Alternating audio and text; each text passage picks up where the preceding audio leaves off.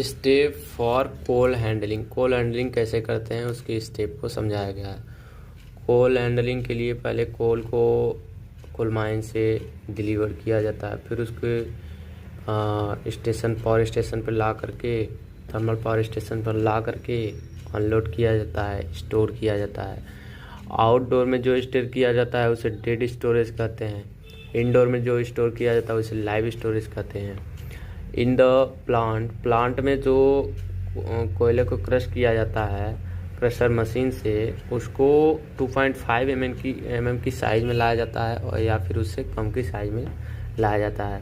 फिर उसके बाद क्लीन किया जाता है, उसकी सफाई की जाती है, उसके डस्ट पार्टिकल को अलग किया जाता है कोयले से। फिर इसके बाद उसको डिवाटर्ड किया जाता है, जिसमें उसमें मॉइस्चर और वाटर जैसे रहता है, तो उसको ड्राई किया जाता है। फिर मॉइस्चर कम से कम उसका 2% किया जाता है।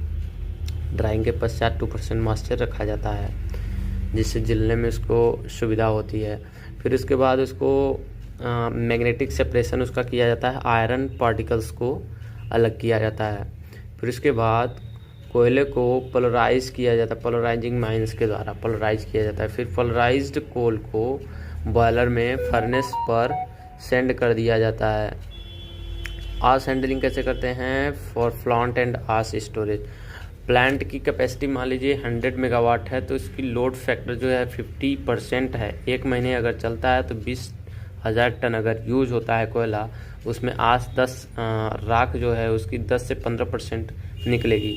इसका मतलब 1 महीने में 2,000 से 3,000 टन कोयला निकलेगा। उसको उचित स्थान पे उसका डिस्पोजल किया जाना चाहिए। अगर थर्मल स्टेशन 50 से 60% ऑपरेट करता है तो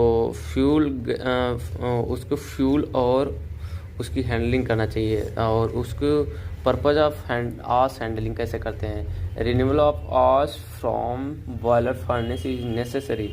बहुत ज़रूरी है उसकी आस को हैंडल करना और एक वहाँ से हटा करके उसको दूसरे स्थान पर पहुँचाना, क्योंकि अगर वहीं पर रह जाएगा तो अच्छे से चल नहीं पाएगा, अच्छे से प्लांट चल नहीं पाएगा, क्योंकि वो 2,000 से 3,000 टन पर डे का निकलता है। इसलिए उसको हैंडलिंग करना ज़रूरी है, एफिशिएंट, क्योंकि उसको उचित मात्रा में जलने के लिए अगर साफ़ सफाई रहेगी, वहाँ पे राख नहीं रहेगा, तभी वह अच्छे से प्लांट चल पाएगा।